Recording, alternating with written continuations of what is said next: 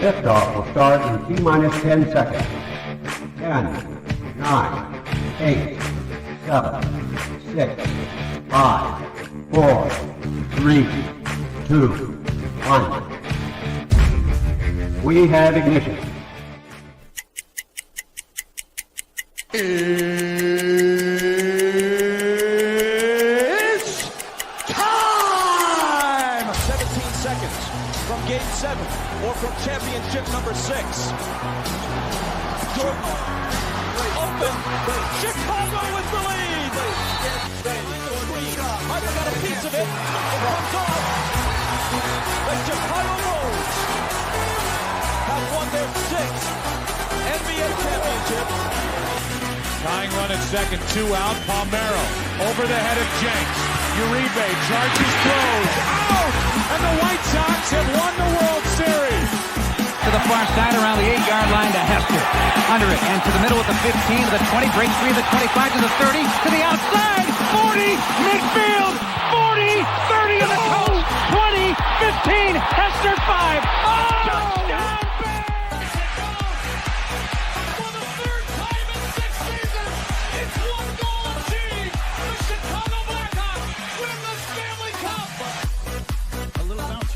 Toward Bryant. He will glove it in front of Rizzo. It's in time. And the Chicago Cubs win the World Series.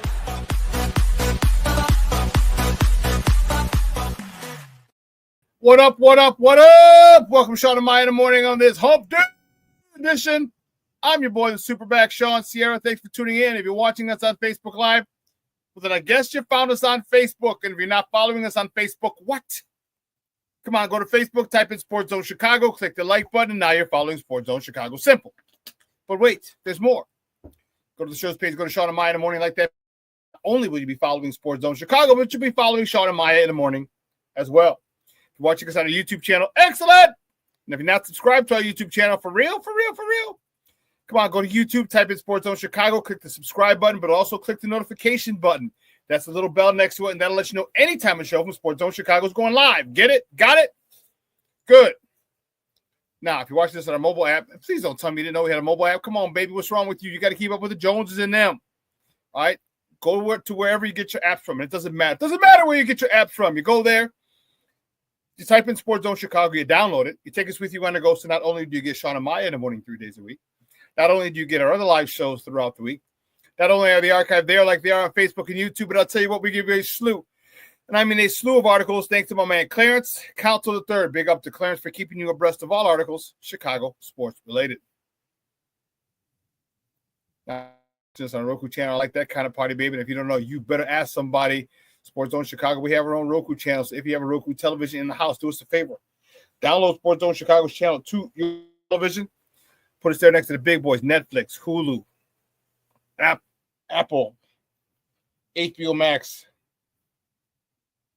HBO Plus, what the hell? Paramount Plus, Stars. Oh, man, by the way, Paramount Plus has The Chi. Woo, Charlie.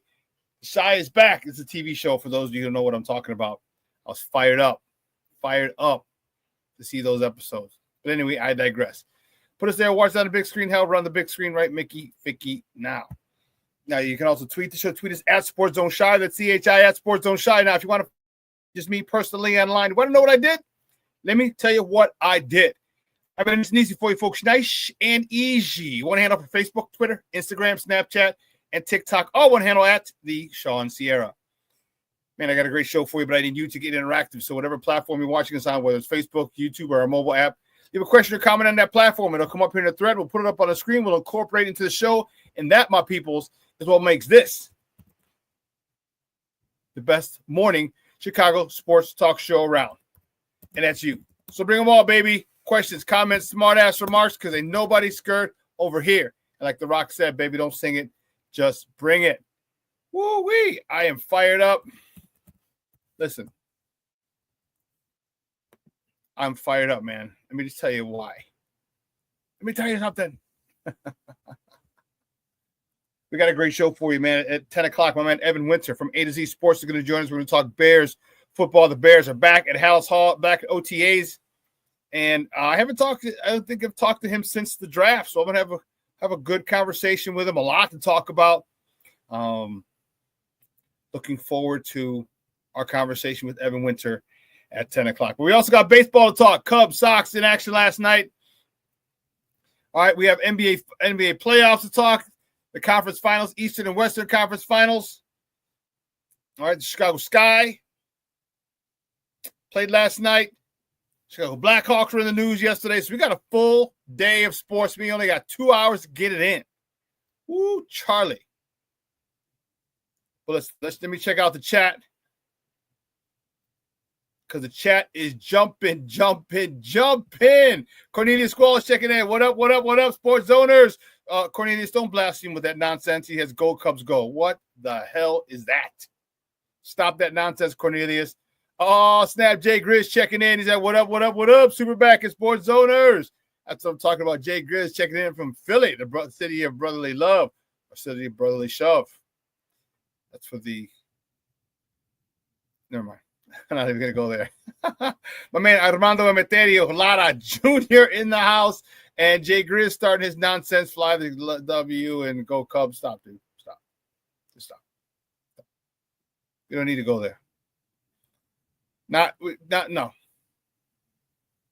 Start off, great to see you, and you start with that nonsense. But Sean Walls in the Mickey Picky house. But Sean, you're the man. Thought of you today. He says, what up on a hump day, Chi-Town? Man, let me tell you something. Burpees this morning, and I cursed you out.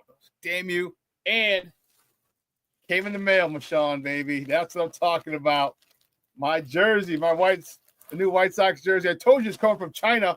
You guys don't believe me? I told you it's coming from China. Tariffs and everything, baby. I'm not giving them any money. No more money to Reinsdorf. Except for the game that I'm going to next week and the one on my birthday. Except those two. But other than that, nothing. Oh, man, listen. Good to have you guys back. So now I just got to go down to grandstand, pick up the hat, and I'll be ready to roll. So the question is, which hat do I get? Pinstripe hat, but I like the black one with the red bill. That's the one I think I'm going to get. I think I'm going to, did I save that so I can? No, I think I deleted it already. No, I did not. So here's what we're going to do. Because I'm crazy like that. I'll show you what I'm talking about. And I'll be fired up. I'm going to wear it to those games. It's going to be dope. It's going to be dope. And where'd you go?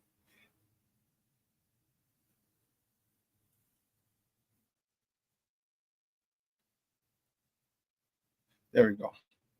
Yes, I'm fired up. And those will be my first only two games of the year. Next week, and then the Crosstown. I think that's, yeah.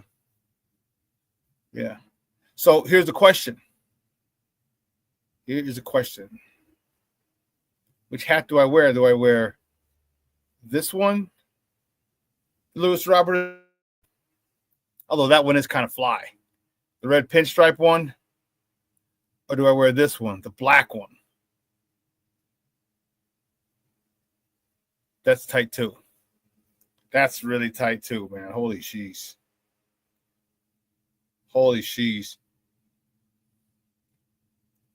I got to figure out which one, man. That's... Whew. I think I'm doing... Here, we'll look at Will Venable. It's a little closer.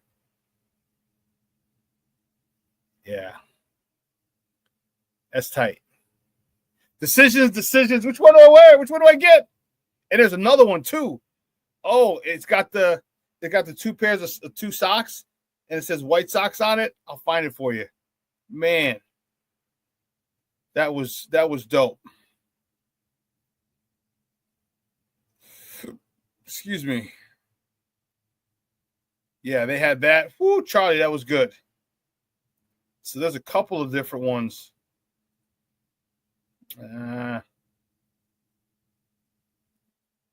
Fanatics. Yeah, there's a couple different ones. Oh, did I say that? Here we go. So I'm fired up about what White Sox hat I'm going to get with the jersey. And this one's tight too. This one's really nice.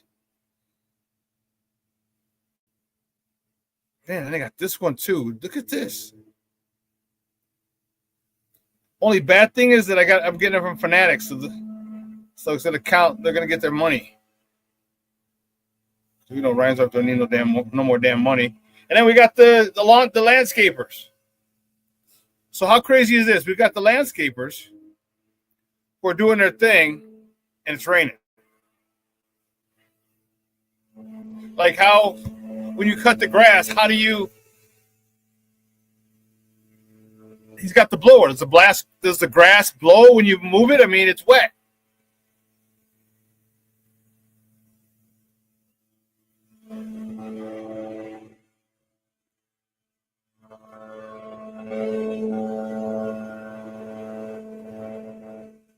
Yeah, it's wet. How do you move it? Oh,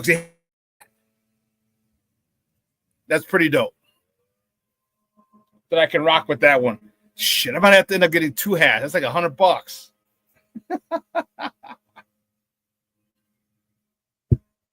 don't have a hat guy. Then look at this one. This one's nice. Royal blue or navy blue and red with the red bill. Not for this jersey, no, but just to have. Decisions. What am I going to do?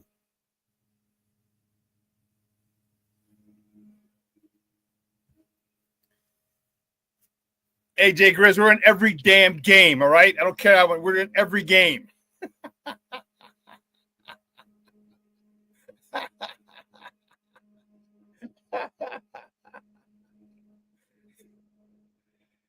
Every damn game. Oh, man, but you know what? Let's get it crack-a-lacking, baby. Let's get it going. You know how we do, because we got at the top of the hour. I want to get through some of these top of the morning topics. So you know how we do the first segment of every show. It's called Top of the Morning. It won't come just when you want it.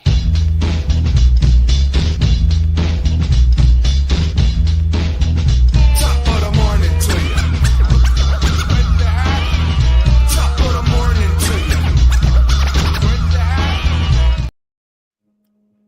First top of the morning topic. Which way do we go? All right. Don't ever say I don't do anything for you, freaking psychos. The Cubs beat the Colorado Rockies, the lowly Colorado Rockies yesterday, 4-3-11. It took you 11 innings for these guys. Nice. Kate Horton got the start, and he's pitching very well. He got no decision. 6 innings, 4 hits, 2 earned runs, 1 walk, 6 punch-outs. Matt Shaw with the game-winning RBI. He was 2 for 5. His 6th RBI of the season in the 11th, drove in the game-winning run. Seiya Suzuki was 1 for 5 with an RBI, his 50th of the season. That's crazy. Michael Busch was 1 for 5, driving in the 29th of the season. And PCA, he's right on Suzuki's tails. He had an RBI yesterday, and that brings him to 49 RBIs on the year. Listen, you know I can't stand the Cubs, or especially I can't stand the Cub fans. But goodness gracious, great balls of fire. That boy good. That boy good. That boy got talent. That boy got talent. Let me tell you something. He is an exciting young man. Watch.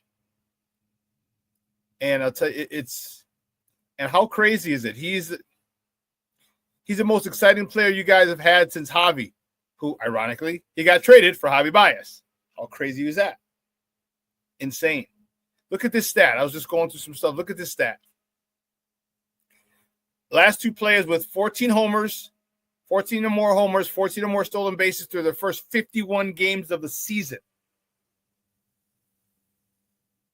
This is the list. Barry Bonds and Pete Crow Armstrong.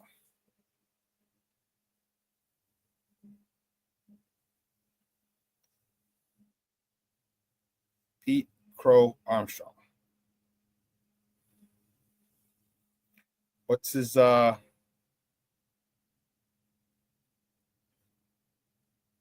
want to say, I forgot his, is it Henry? Is that his middle name?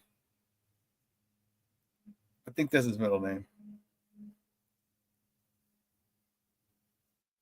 Because he had a home hit one time, and someone said Pete Henry Crow Armstrong. Here, we'll look at it this way. Yes, it is Henry.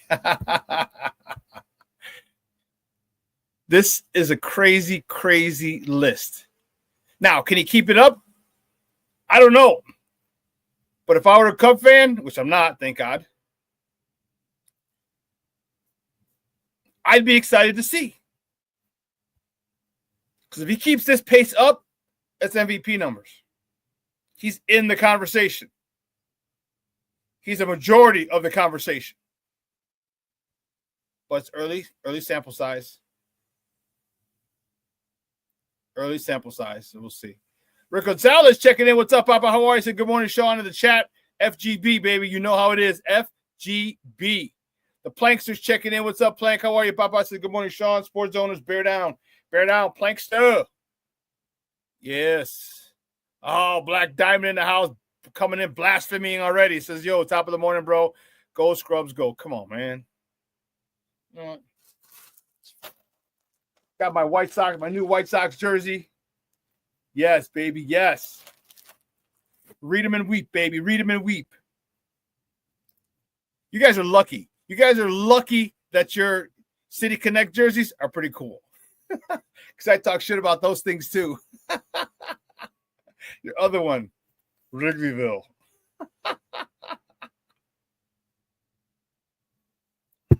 But your new ones are kind of tight. I'll give it up to you. Kind of tight. Like Diamond, you're making my eyes burn. Hey, go put on some sunglasses, baby. Go put on some sunglasses, dog.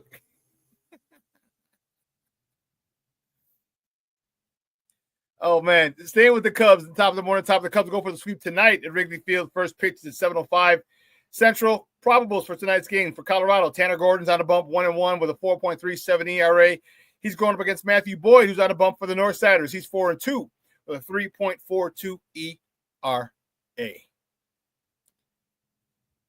Next top of the morning topic of my good guys, man. They're literally, it's one move here, one play here, one pitch there, one error here, one bad thought there. White Sox fall to the New York Mets 6-4 yesterday. Jonathan Cannon was on the bump. He got the loss. He's 2-6 on the season. He went 5 2/3, 9 hits, 5 earned runs, 1 walk, 4 punch-outs. Miguel Vargas is continuing to tear this league up. He was 2 for 5 with a double, his 14th, a homer, his 8th, driving in his 24th, 25th, and 26th RBIs of the season. No studies, no Sky Tachman. He was 2 for 3 on the day as well. So staying with the Sox, the next top of the morning topic, the Sox look to avoid the sweep when they take on the Mets again today. First pitch is at 12:10 Central. The probables for the White Sox, Shane Smith, who's 1-3. He's just a hard luck pitcher. He has a 2.36 ERA going up against Griffin Channing.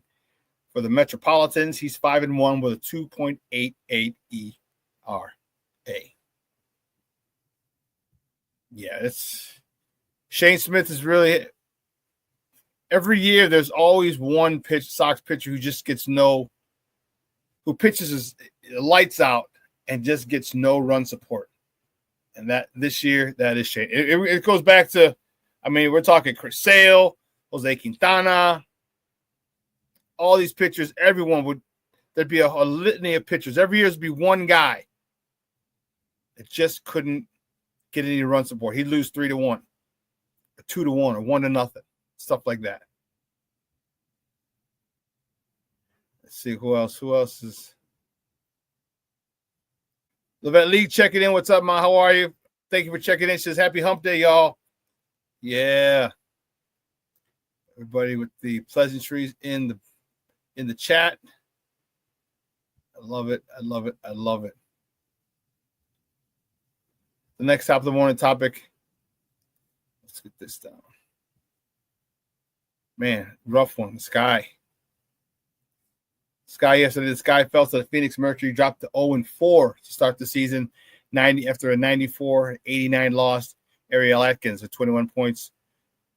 King Booker World, who should be checking in any moment. His future ex-wife, Camila Cardoso, she had 16 points, 9 rebounds. Courtney Vandersloot, 15 points, 11 assists. And Angel Reese, 13 points, 15 rebounds. Staying with the Sky, two things. One, the Sky will host the Dallas Wings tomorrow night at Wintrust Arena. Tip-off is at 7 p.m. Central. You can catch that game on the U, Channel 26, the U. Now, there is some news, and I just got a call this morning. The game against Caitlin Clark that was scheduled to be moved, that was not scheduled, that was moved to the United Center, will remain at the United Center. For those of you who don't know, Caitlin Clark is out for 2 weeks, the first time in her career, in her collegiate or professional career, that she's going to miss a game. She has a strained quad, and it doesn't look like she'll be in this. It doesn't look like she'll be able to play the Sky next week. They said 2 to 4 weeks, something like that. So Jason called me. He wanted just to let me know, King Booker World, we're just talking about you, big dog. Just talking about you. Giving us stats for your future ex-wife, Camila Cardoso.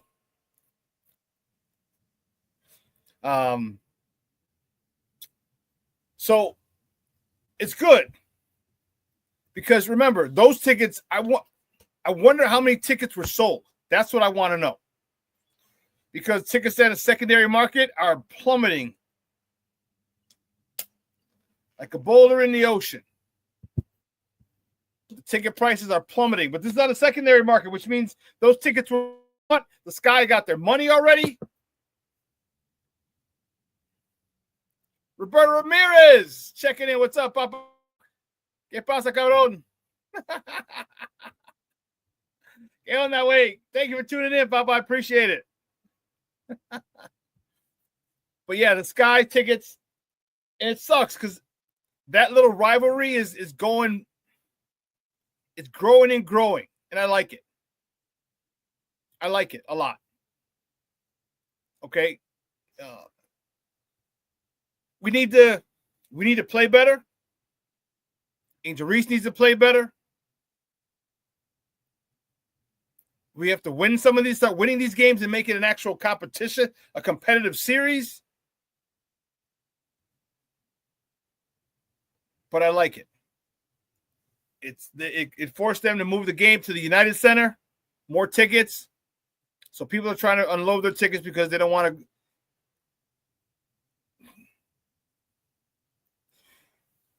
There's no Caitlin Clark. This is how important she is to this league. This is how important. And all the bullshit that everybody else said about her and things and the hard fouls and Brittany Griner all upset. This young lady is single-handedly selling out arenas, causing opposing teams to move their games to NBA arenas, NBA-sized arenas. Her. One girl, and I know Caitlin Clark. I mean, I know Angel Reese. It was her in against Caitlin Clark with the "You Can't See Me," and that drew it all. But man, people are coming to see Caitlin Clark. People all over the country, every WNBA city, they are filling arenas. Now, many of them have been moved to NBA arenas, filling those arenas to see Caitlin Clark. If you didn't know how important, you didn't think she was how important, go look on the secondary market and see how many tickets are now, and cheap, $20, $25. Cheap tickets for the Sky Indiana Fever game.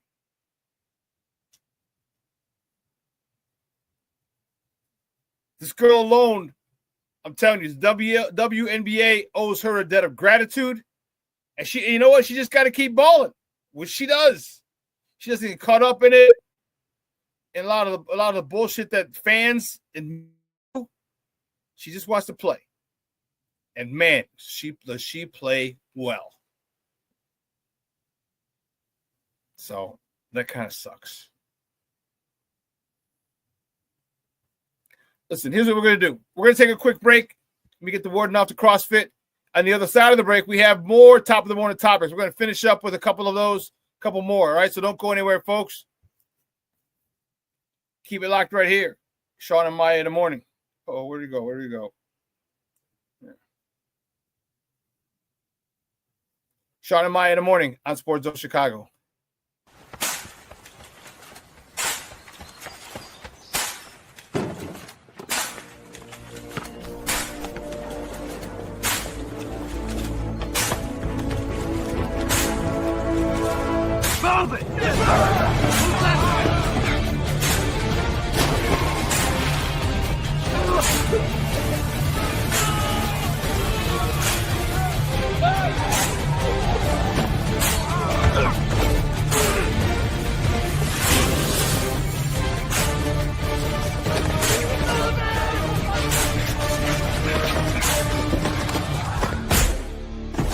Many will hear the calling.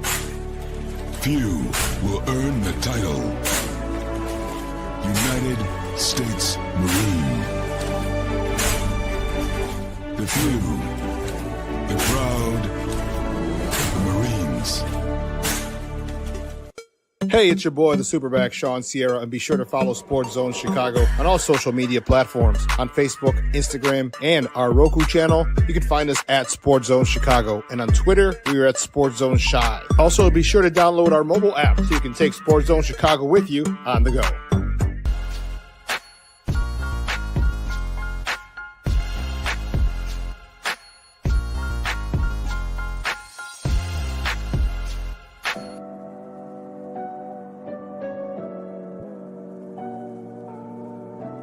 How do you take care of your mind health? For my mental health, I meditate in the mornings. I have my dogs. They're the best. I just find ways that help me just relax. Finding things that make me happy, like being close to my family. I meditate a lot and read books. I have hobbies outside of the game. You know, I'm able to switch off. I'm able to turn my brain off from the game of basketball. Your mind health matters. Your mind health matters. We are looking for a few heroes, mentors, trailblazers, innovators, a passion to change lives, spark curiosity, open hearts, and awaken minds, help students answer the question, who am I? This could be your calling, but this is no job. It's the journey of a lifetime. Be a hero. Be a teacher. Mental health and learning disorders don't discriminate. 17 million children and adolescents in the United States live with disorders like anxiety, depression, ADHD, and dyslexia. Less than half get the help they need to thrive. Help the Child Mind Institute change these children's lives. Visit childmind.org.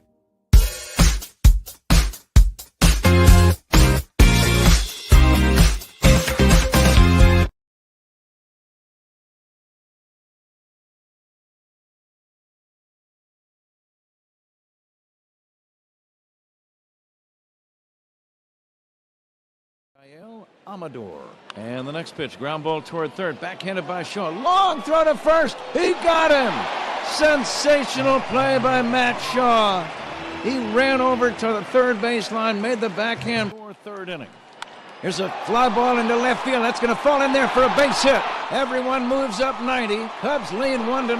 Yeah, it's the hanging breaking ball. Freeman runs the pitch outside, throw to second base, and he's out. What a throw by Reese McGuire.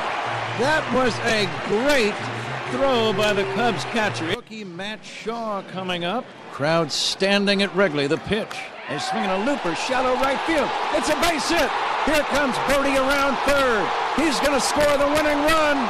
Cubs win the ball game. That's a big moment for a young guy in the league. Welcome back to Shawn and Mom Sports Zone Chicago. That clip courtesy of the Marquee Network. That was your Cubs last night in 11. All right, walking it off. Big moment for him, his first walk-off. And, man, you guys, I'm telling you, you guys are getting better and better, and you're getting youngsters. See, Matt Shaw was up for a little bit. They sent him down. And now he's back. He's back. You know what? Hold on. Hold on for 1 second.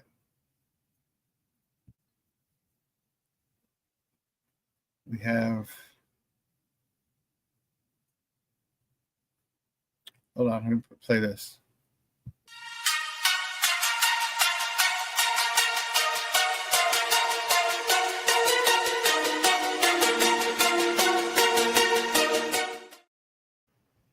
Big news coming on Friday, guys. On Friday. Friday. All right. News on Friday. I'm fired up about it, excited. What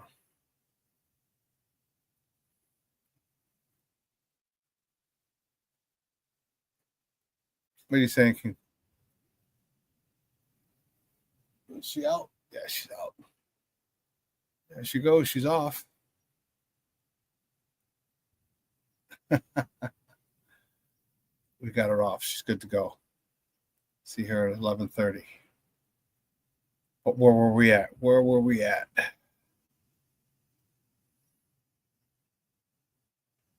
The next stop of the morning topic. So the Blackhawks, yesterday, the Blackhawks introduced their new head coach. Get over here, Jeff Blashill. All right. They introduced him yesterday to the media. 51 years old, is an assistant with Detroit. He's got a lot of work ahead of him. Got a lot of work ahead of him developing these young guys. All right. Connor Bedard still needs development. Frankie Nazar, all the other youngsters need some development. So he's got a daunting task ahead of him, but he was excited about it, about the opportunity to do that and develop these guys. Because if he can develop these guys and get them to a winner, man. So one of my biggest question marks for him is like, what coach is he?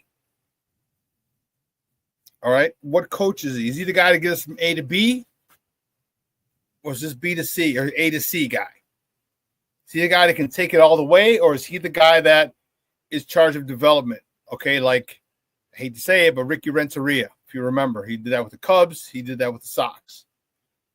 It worked out well with the Cubs, organization. It didn't work out that well with the Sox. They went and got stupid with Tony La Russa. That, I digress. That's the question I have for this situation. What is he going to do? Is he A to B or B to C?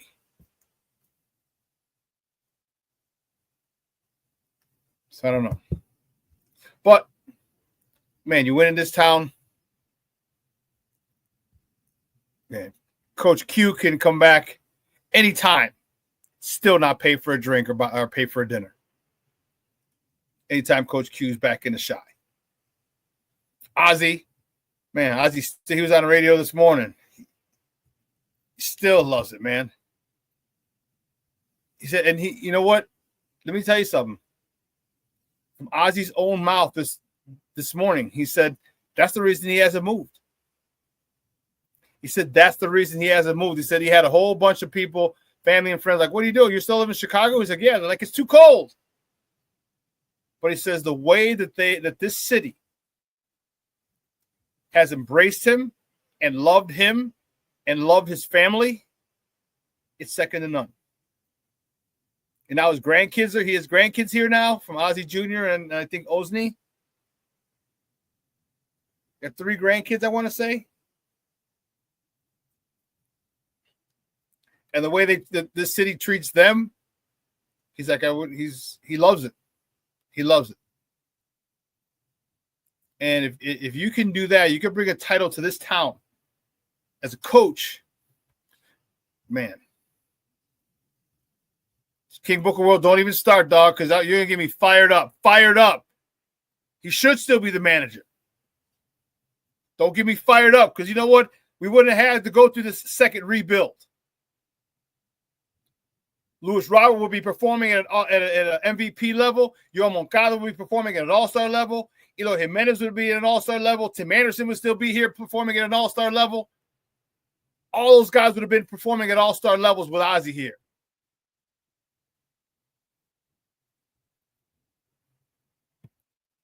Man, you trying to get me fired up this morning, aren't you, King Booker World? Man.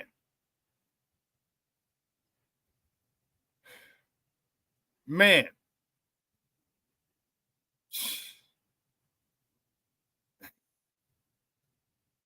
What's the next top of the morning topic, man? Because I'm fired up, dog.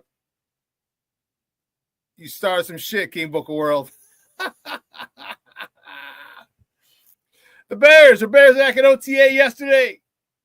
Yesterday up in Hallis Hall, and it's good to see them back.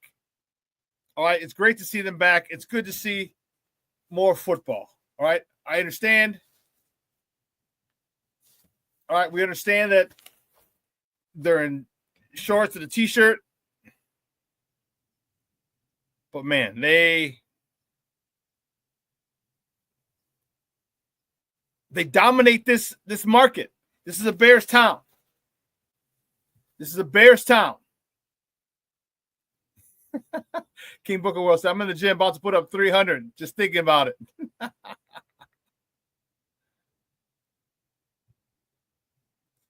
Rick Gonzalez says, did the Sky have the Chicago's last championship or the Scrubs? No, it's the Sky. The Sky was 3 years ago. Yeah. They're in the 2020s. They won it.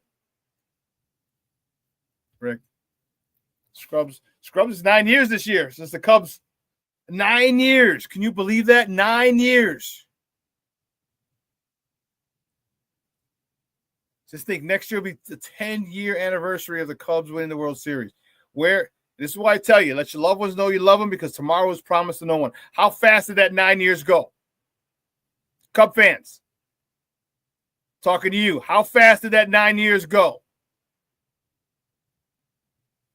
From you winning the title to 2015. How fast did that time go?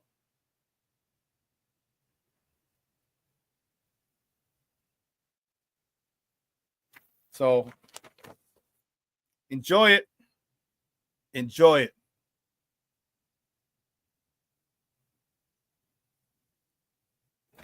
You know,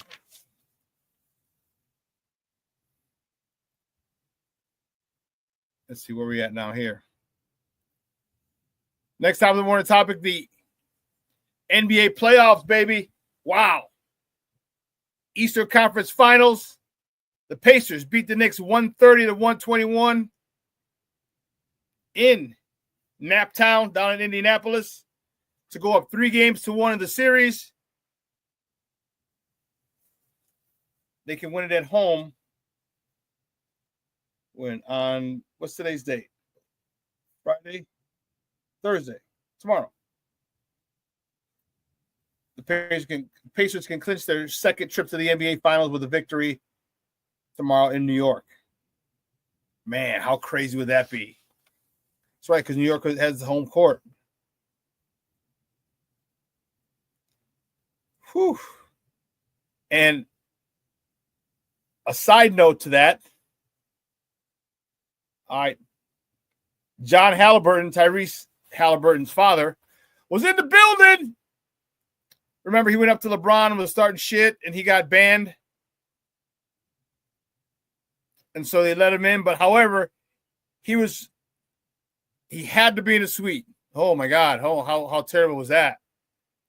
I don't know how he did it. How did he do it?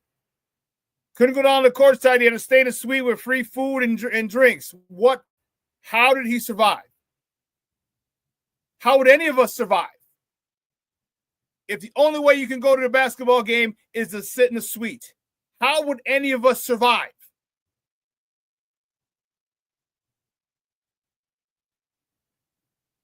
They bring the dessert cart around, and you're forced to eat those delectable, rich desserts. Unlimited food, hamburgers, hot dogs, burgers, maybe Italian beef. Who knows what they got in there? How the hell are you supposed to survive a game sitting watching it from a suite? How did his father, John Halliburton, survive that game yesterday? How did he do it?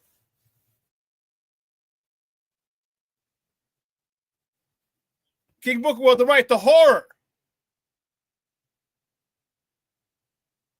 Unbelievable. Knicks fans are complete tools.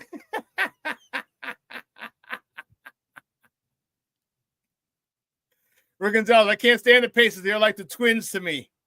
I want in New York.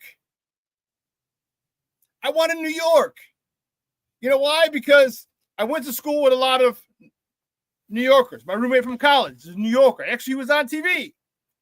Game 1, it was on TV. And that's funny. I think I talked to you about it last week.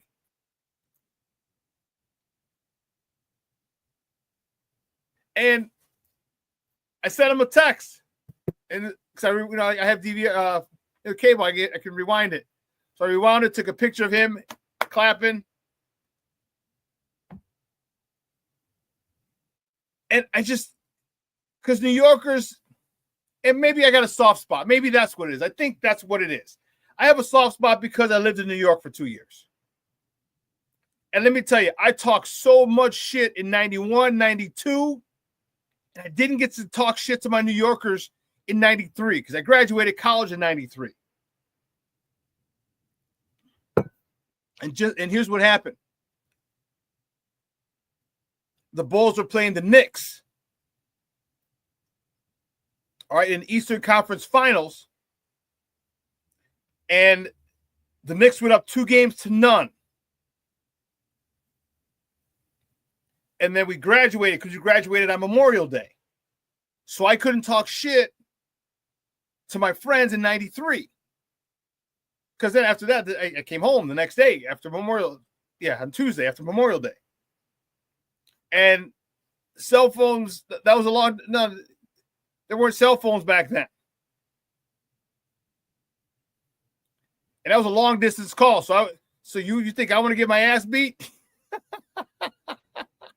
Just to talk shit so I could call my friends in New York and talk shit on a long distance call? That wasn't happening. That wasn't happening. So at least in 91, 92, after 91, I went back. 92, after 92, I went back for 93. The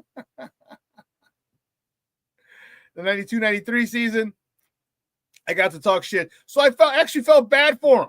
Because they made it to the finals and got swept by Houston.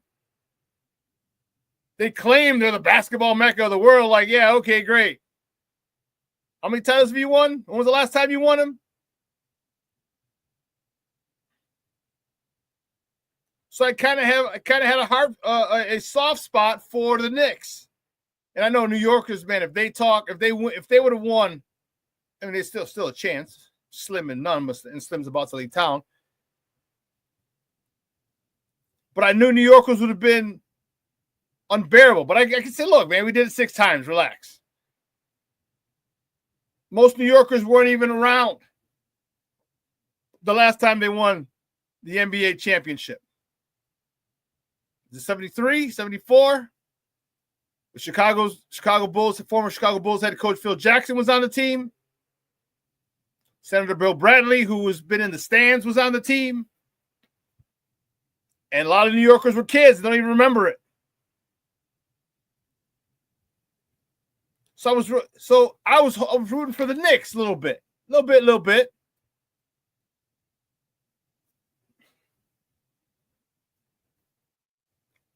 You know, they haven't seen no, they did see a winning time. They saw the New York Liberty win last year. New York Liberty won.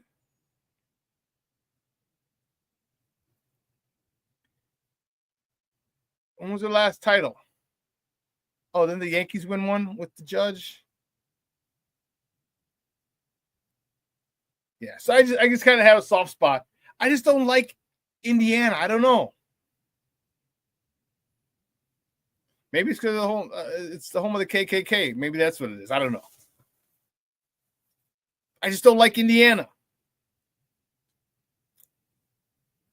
Don't have a good reason for it. Don't know. What do you guys? Oh, it was 73. Okay.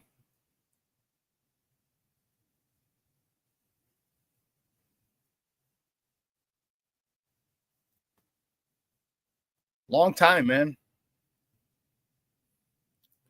52 years. 52 years since they last won.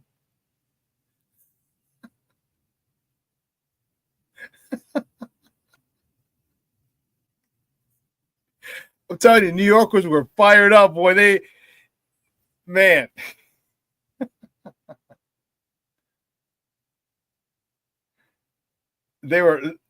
You could tell they were focused, boy.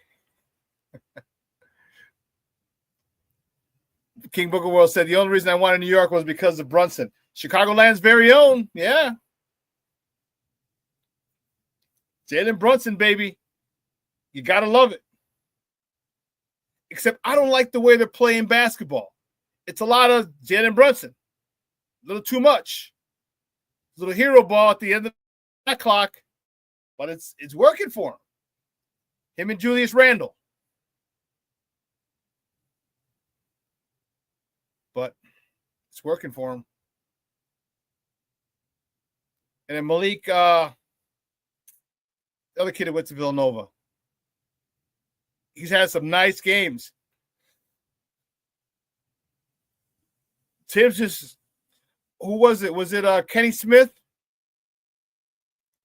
Because New York's rotation is so short. It's like 7 guys.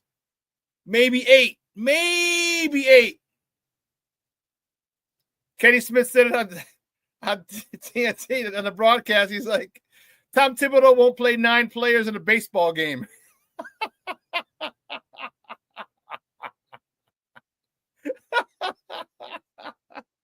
He won't play 9 players in a baseball game, and it's true. Especially in the playoffs. Man. But I think you're seeing this is history repeating itself. This is a team getting tired because of the long minutes that they play all season, the intensity with which they play all season, and in the playoffs, Tibbs doesn't take them out at the end of the games when they're up or down big. But we've seen this with Tibbs when he was here. We saw it. You saw it in Minnesota. We see it now with the Knicks. A leopard never changes his stripes. So it's unfortunate. It looks like the Knicks are going to fall tomorrow. Is it tomorrow?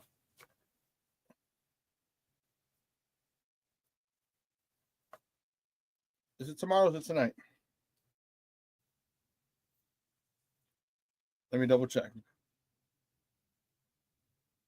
Yeah, tomorrow. Because T-Wolves and Thunder are tonight. But I'll tell you what, does anyone else have a problem with the way they're calling the game? Like, I don't mind the physical play, but man, like you can knock people over, you can hack them, you can grab their arm, hit them in the head, and no call. I'm okay with the physical play. I'm more than okay with it. But you got to draw a line. You got to draw a line. You can't let guys just run over, knock people over, body them, hit their arm. What does Stacey say? You get 5 to 10 on the street for that.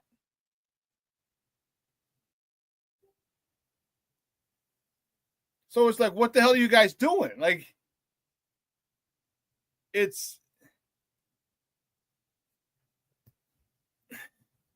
from one extreme to the other, from touch fouls and flopping to now you get guys just getting literally knocked the hell over. In the air, guys are getting hit. So I think they need to they got to do a better job of being more consistent.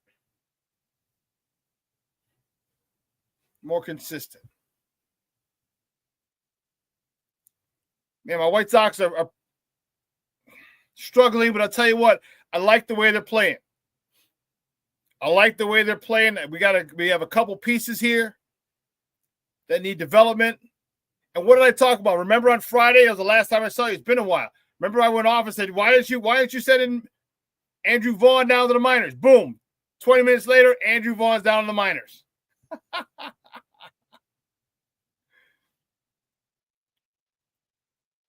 He's been up here since 21. Come on, dog. It's your 5th season. And hopefully it works. Hopefully you go down, you work on everything. Life is about perspective. If you go down and look at it as a demotion and look at it as a setback, then it defeats the purpose.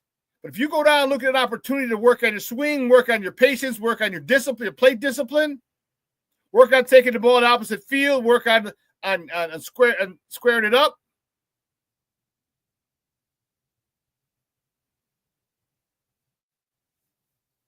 then it's a productive trip down to the minors. Everything's about perspective. How is Andrew Vaughn taking this trip down to the minors, down to Charlotte? How is he taking it? Because he never really developed into what we wanted. Hopefully for him and Sox Nation, hope he can come back and start tearing shit up. It happens. It happens a lot. Cub fans, look at PCA. PCA was striking out a lot last year. Not having a good season. They sent him back down. It happens.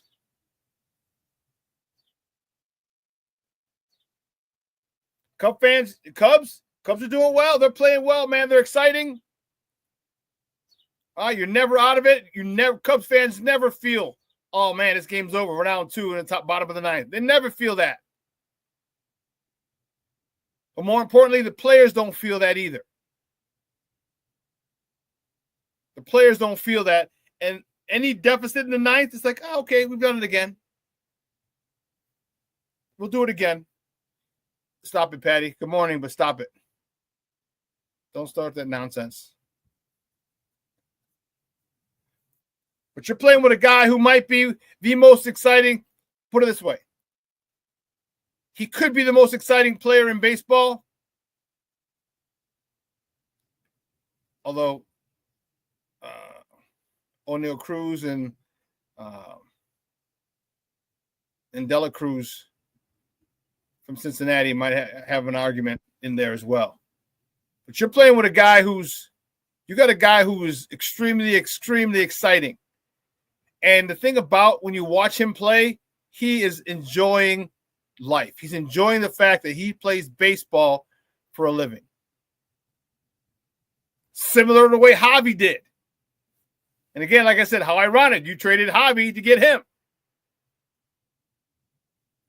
So Cub fans are in a good spot.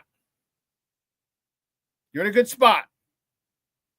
All right, the way your rotation is gone, since some of your pitchers went down, Justin Steele, who's back in the dugout this weekend or this week with the boys. I'll tell you what, that goes a long way. People don't understand how just being around the guys is therapeutic, how it can help you come back. All right, you lost Justin Steele for the year. Shota's out for a while, and your bullpen has been doing well. You guys are sitting in a really nice spot after that bitch of an opening couple of weeks. My God. And you came out of that in first place. You're sitting, hey, the NL Central is there for the taking, Cub fans. It's there for the taking. And I'll tell you what, Craig Counsell is about to take it. He's got these guys. You hit the high mark, 12 games over 500 now? 12 games over 500? That's insane. It's been a while since you've been 13 games, over 500. It's been a long time since you've been 13 games over. One of the hottest teams in baseball.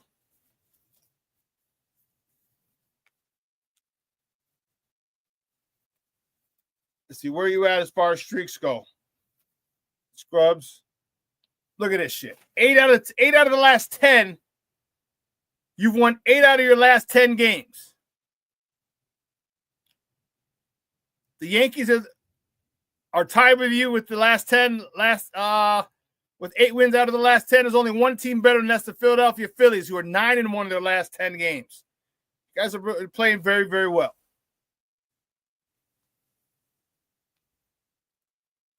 How long are they keep it up? We're going to find out.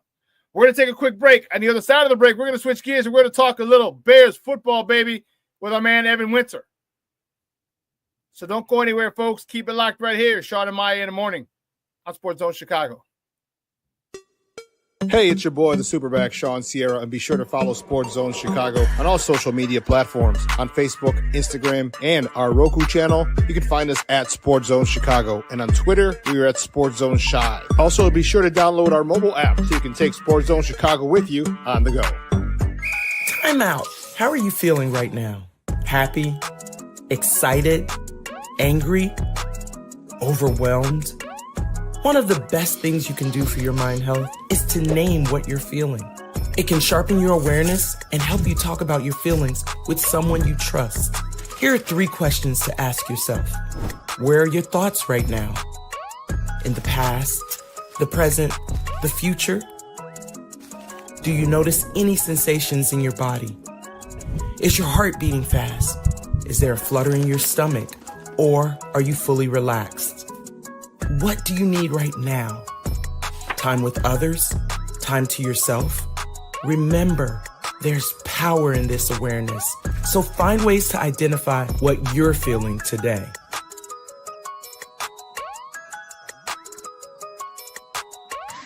Hi, guys. Hey. Hi, Megan. Hey, Jessica. Megan, you're a tramp. Brian Fitch told me you guys made out. Everybody knows. He said your breath smells like garbage. And he almost puked. He says you're the most desperate girl he knows, besides your mom. How many boyfriends does she have anyway? Lots? Your makeup makes you look like a clown. That zit is huge, zit face.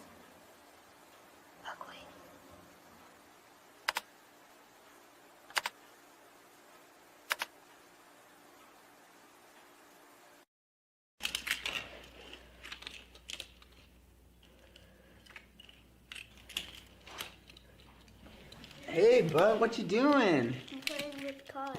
Cars? Can you show me what a car does?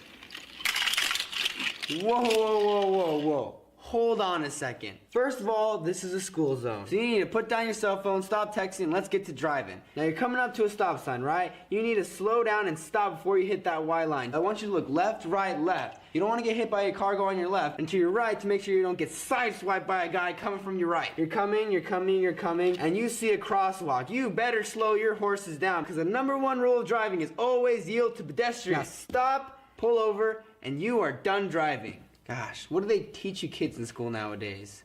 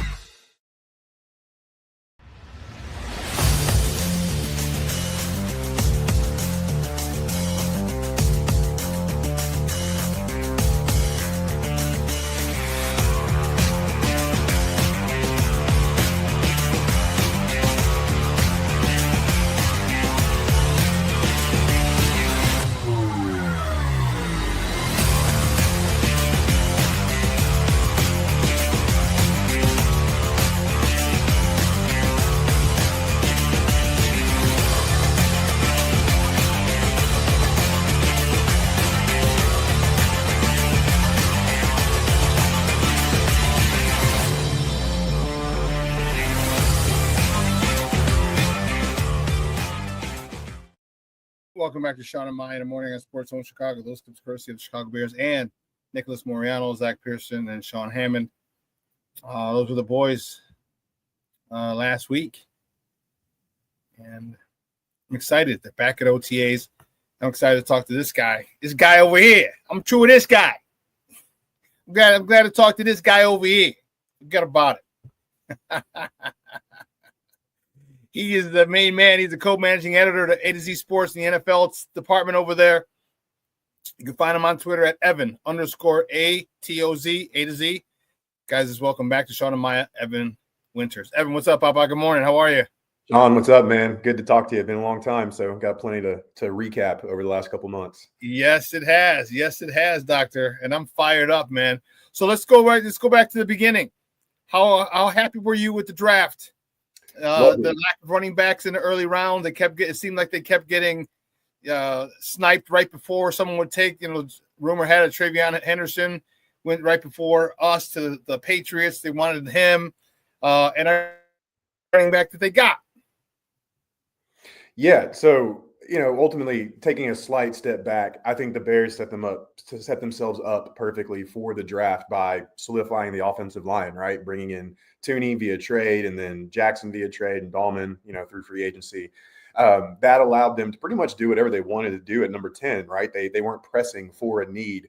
I mean, sure, they had places they needed to address, but the offensive line was the foremost priority, as we saw last year. That had to be fixed. They did that. Now they have 3 veterans that they can rely on. They don't have a rookie they're throwing in there. So now they can do whatever they wanted to. So I loved it, man. Colson Loveland is going to be an absolute just weapon in this offense. And then you got Luther Burden coming in, who's a really good route runner. Not exactly like Keenan Allen, but has a lot of similarities in his game and what he can do. And then, going back to the running back position, and we talked about this, I think, the last time that we spoke with Ben Johnson and his offense. He's all about creating matchups, right, and taking advantage of other defenses. He's very good at that. So I look at the running back, I almost, except for offensive line, I kind of look at every skill position on this. And sorry, that was a weird way to phrase things. I didn't mean to say that offensive line is a skill position.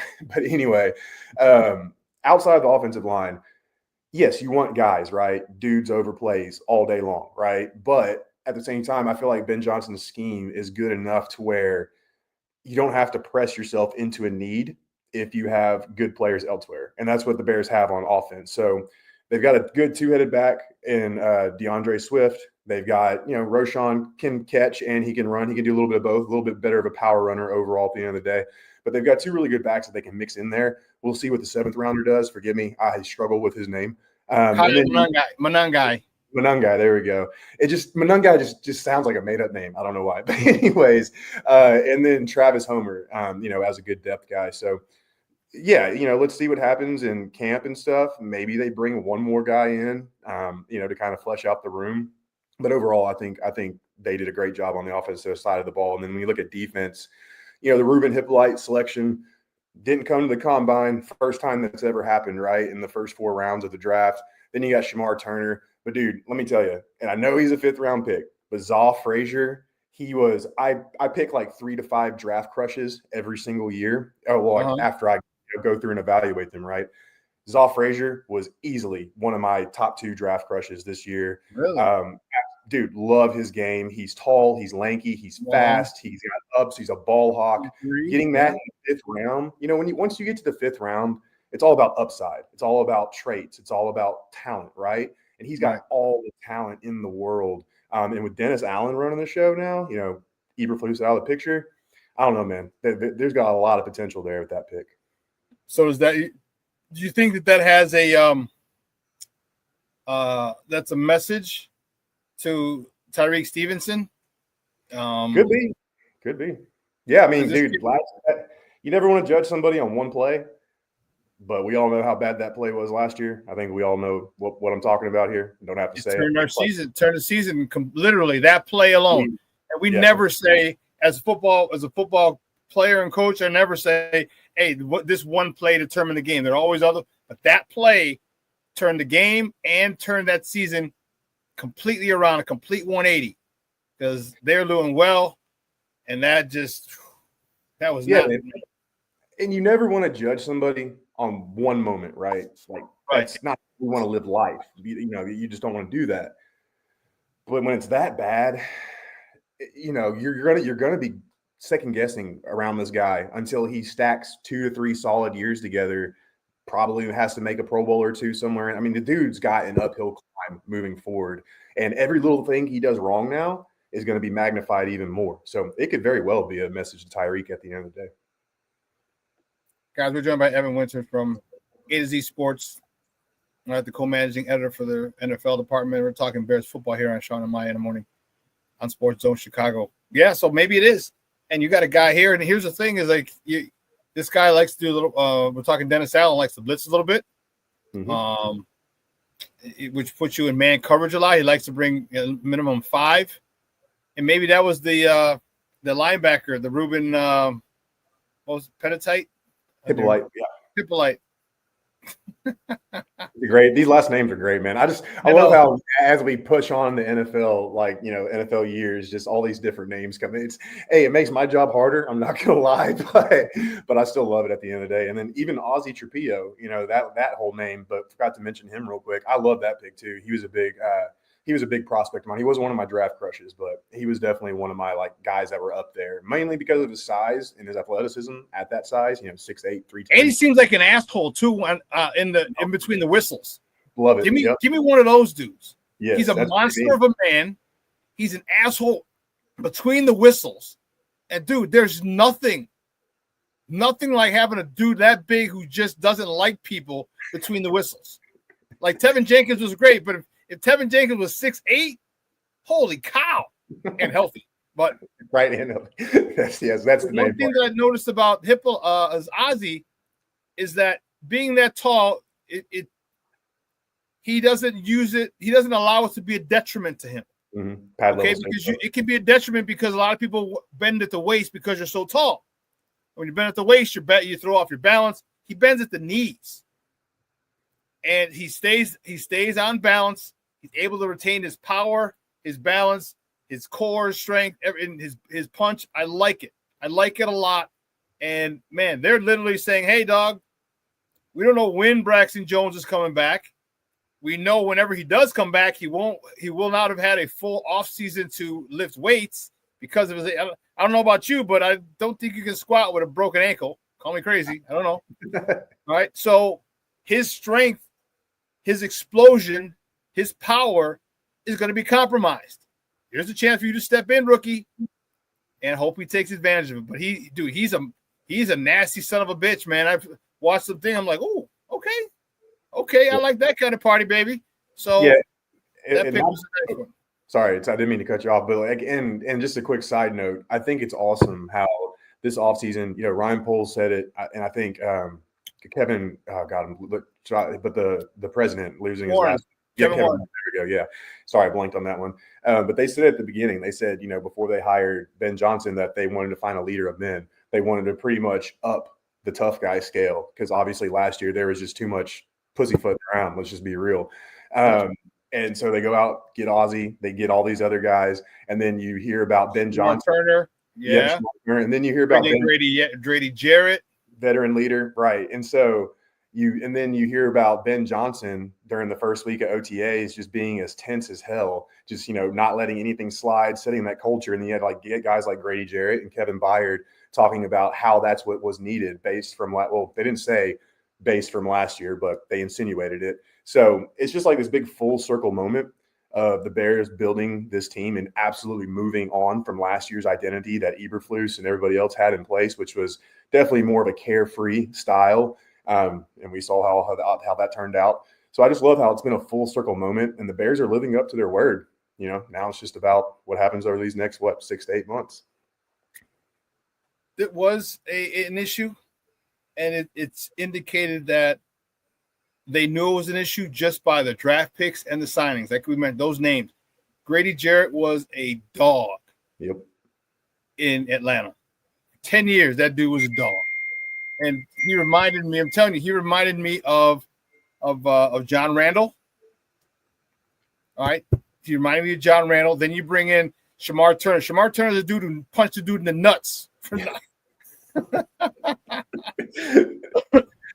All right. He got pancaked and he got these off balance, and the dude took advantage of it. Hats off to him. Pancaked him. The dude stood over him and he hit him in the nuts. Now, mind you, I'm going to reel it back a little bit with him. But give me a guy who plays on that edge. I'd much rather have to bring him back than try and get him to play with that type of intensity. Yep. And again, with the Grady Jarrett signing, him mentoring Shamar Turner, him mentioning Gervon Dexter, him mentoring Austin Booker, there's a lot that is going to be learned by those guys from him, and I love it because he has a motor. Man, Grady Jarrett just does not stop. Again, like John Randall. So it's a good situation for those young guys. And then Dennis Allen, all right, it starts at the top with the DC, and then you got Grady Jarrett, who's more than happy to mention those guys. And man, I'm excited about the defense as well. So things are going to be good, man. Things are going to be good. I'm looking forward to it. Talk to me about the offensive side, Caleb. Caleb is what about this whole situation where Caleb talks to a writer, and says he didn't want to come to Chicago. All right, they were going to do a whole bunch of things to not get drafted by the Bears, maybe avoid it, maybe go to the UFL. They looked at legal options. Your thought on that whole situation, which eventually he finally said, he's like, fuck it, I'll just go to the Bears and I'll win, Yeah, it's tough, man. It's really tough. And, you got to look at the final outcome, right? And Caleb made a decision, look, I'm not going to try to tear this city down, or I'm not going to try to, light things on fire. Ultimately, he was trying to find ways out, yes, but he wasn't going to just pull a Mike Williams, right? Or God, what was the running? Maurice Claret. He wasn't going to try to, pull that from back in the day where they challenged it and all that stuff. And we all saw how it turned out for both of those guys ultimately. Just looking at it through the lens of a fan, I wouldn't like it. And it's going to be really hard to get on the Caleb bandwagon unless he starts playing really well and starts doing big things. That's how I would look at it. And I don't blame anybody for thinking that way. I think both parties can be right in a certain extent to how this is viewed. And if you look at it again through the first point I made about how sure this all went through his mind, and let's be real. These number one overall picks, or these, pretty much consensus number one overall picks, I guarantee you, they would be lying if they sat there and told you that they never had a doubt about possibly going to whatever team's going to pick them, right? Because that team sucked the year before. They were horrible. So, of course, they're going to have doubts. And let's be real, Chicago's quarterback history hasn't been good. And last year exemplified having to watch tape alone, the stuff with Shane Waldron. I mean, let's be real. His dad was kind of right going into last year in a vacuum. We're talking about in a vacuum. But now the scenery has completely changed. The environment has completely changed. I think Caleb recognizes that. I think, and he's said as much, last week during the presser about how he's not worried about it. He's going to put his best foot forward, things like that. I think they did a good job making up to him in year two after what happened last year. So there's just a lot of conflicted feelings, man. I don't blame either side for looking at it how they want to. If I was a fan, though, personally, I would be leaning on the side of this dude's going to have to earn my trust back at the end of the day. Yeah, a lot of his fears that they had were realized last year. Yeah. Again, I'm more of the I can't believe the offensive coordinator wouldn't watch film with you. Crazy. I don't believe that. There's got to be an exaggeration. There's got to be some hyperbole to that because there's never an issue with any other quarterbacks. With Geno Smith, with Russell Wilson, there wasn't an issue. Okay, so now there's an issue with him. And this is part of your job description. You're the offensive coordinator. You need to do this. Now, it might not be the whole time. Your majority of your time might be watching film by yourself, but there's going to be a time, either at the facility or at home. But there's got to be a time when we sit down, and you and I sit down as the offensive coordinator, and we go over, coverages, tendencies, whatever. So I find it very hard to believe, and we're only hearing one side of the story. Yeah. All right. But like you said, when it's all said and done today, Caleb chose to come here, which says a lot about him and his character. Okay. And I'm anxious to see how well this works. You mentioned Luther Burden. He was pissed. He's pissed. He got passed over. You're getting a lot of guys here, both sides of the ball, who got a little bit of a freaking attitude. And I like it a lot. You got a guy, even in his press conference, he was a little snippy. It's very standoffish with the media, and that's cool. He's like, oh, you're going to pay. Oh, they're going to, and you love it. I love it. And maybe this also this also helps Caleb too, because some people are going to turn on him. And if he uses that motivation, and as long as he realizes it doesn't matter as long as you win. And if you use this as motivation, you come out and you hit that 4,000 yard, you hit that 30 touchdown, you get us to the playoffs. Guess what? Not very many people are going to be having a bad word to say about it. Nope, not at all. And Burden's really interesting to me too, because especially the chip on his shoulder. And I'm not saying this is true or not. This is just what people said. Reports were put out there, and obviously not trying to parrot just anybody out there. These were credible reporters and whatnot, insiders saying this stuff. But apparently a big reason why his draft stock fell was because of not wanting to practice. Apparently at Missouri, he wasn't the best practice player. Sometimes he had attitude issues, so on and so forth. So it was really more about what he was doing and what he could control at the end of the day in terms of his mental space. So I'm wondering, how much is that going to help him flip potentially? And again, I'm not saying, I don't want to say all that's in concrete and true and everything like that, but if even half of it's true, how much of that fall will it wake him up and be like, holy shit, like, okay, it might not be completely true, might not be completely fair, but there is a perception of me out there, and it came to fruition during the draft. So now I need to do what I need to do in order to skip that or ease that reputation, to bridge that gap.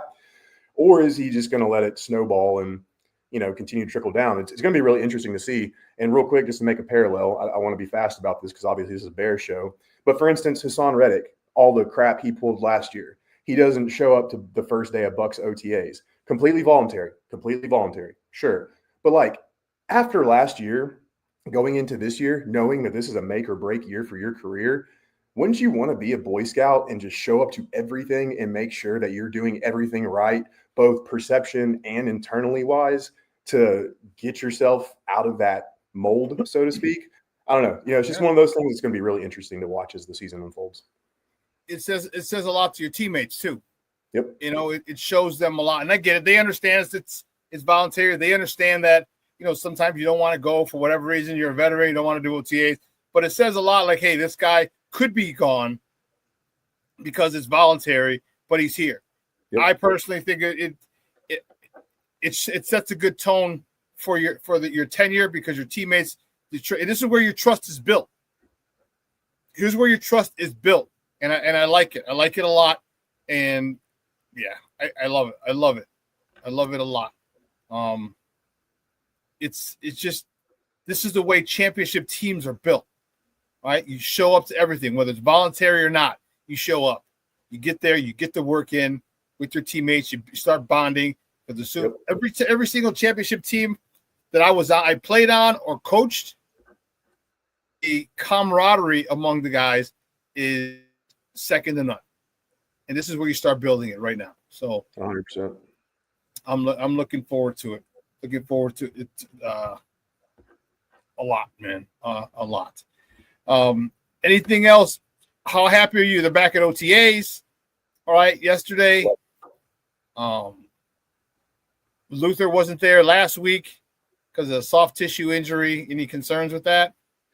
No, and I think also too, he hasn't signed his contract yet, his rookie deal. And man, second round contracts are getting more and more complicated these days.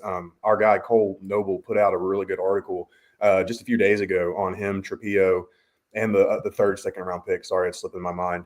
But he put a really good article out there explaining just how complicated these contract negotiations are getting, especially since the 33rd and 34th pick. One of them was Jalen Noel. I can't think of who the other pick was.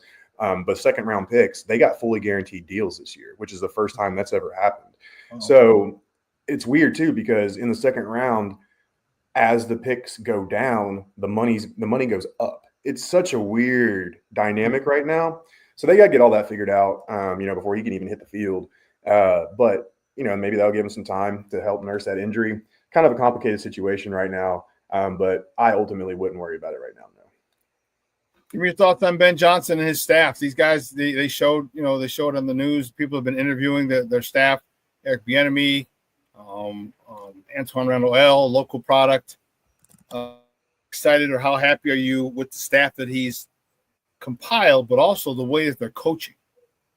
Yeah, I think Dennis Allen was the biggest hire of the offseason. And I mean, what he's going to do for this defense, it should immediately be a top 10 defense in 2025, especially when you look at what he had in New Orleans when the New Orleans defense was at its best. He had playmakers on all three levels, and it was anchored, honestly, by Demario Davis at the second level. What Demario Davis allowed him to do in terms of just his back-end coverages, his pass rush, blitzing packages, all that stuff really opened up the defense because he had a guy on the second level who could do everything. And that's what he has with Tremaine Edmonds and TJ Edwards. And then you look at the back end, he's got pieces that he can move all over the back end in terms of Jalen, Jaquan. Now that he's fully healthy and back in the fold, he had his big tweet, a week or two ago saying he's good to go and ready, which is great to hear. And just fingers crossed that guy stays healthy, because not only do you just want players to stay healthy, but obviously his are head injuries, concussions, and that's just a whole nother stage, a whole nother level. So hopefully he can be all right this year and stay healthy in that regard. But you look at the defensive line, this is something I wanted to quickly mention too. If Austin Booker can even take a half step forward this year, you've got a legit 7-man rotation across the defensive line. And that is huge. I mean, you know how big that is. You cannot understate. I mean, look at the Eagles last year. You cannot understate having that kind of defensive line rotation, especially at a high level. So when you look at this defense, man, the pieces are in place. You've got the guy in Dennis Allen, who might have not have been a great head coach, but he's an excellent defensive coordinator.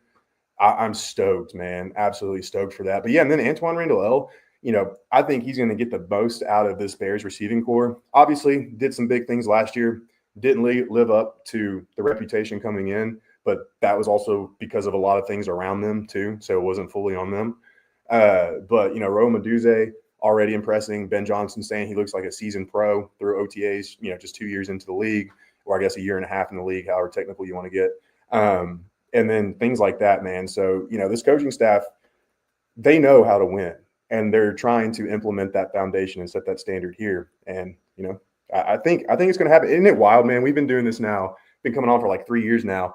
And every year, like, you can see it, right? You can see what the product could be on the field. I think this year we can see it even more, but it has more of a realistic chance of happening this year than ever before, which is exciting. Well, yeah, because there was, and one of the biggest things is I know there's a guy I know who's pretty smart, who always had this saying, coaching matters. And, last year there was, the last 2 years, they were poised to do good things, but they had poor coaching. Poor coaching.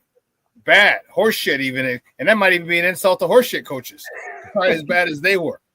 And, to have and waste all that talent is coaching malpractice. 100%. And now it seems like a guy seems like he knows what he wants, hires good coaches, competent coaches, demanding coaches, extremely respected coaches throughout the league on his staff, coaches who have been through it before. Because I think the smartest thing was hiring Dennis Allen, not just because it's DC, but because he's been a head coach. And I'll tell you what, I don't think Dennis Allen's going to get another crack at being a head coach for a while, which means if this thing goes well, Dennis Allen's going to be here for 5 or 6 years. Oh, yeah. And there's a continuity that you want. So coming into 26, and my biggest thing is I can't wait till the 26 season starts. I'm going to be 10 toes down for 25. But I can't wait till 26 when Caleb's not learning the offense. When DJ, Roma Dunze, Luther Burden, Colston Loveland, Cole Kmet, if he's still here, are not learning a new offense. They're refining it. It's muscle memory. And Caleb and Ben Johnson are on the same page, theoretically. Okay, here's what I want to do in this situation. Here's what I want to do in this situation. When they're on that same page, that's what I want to see. When his offensive line it has a whole season under their belt and how great this offense can be.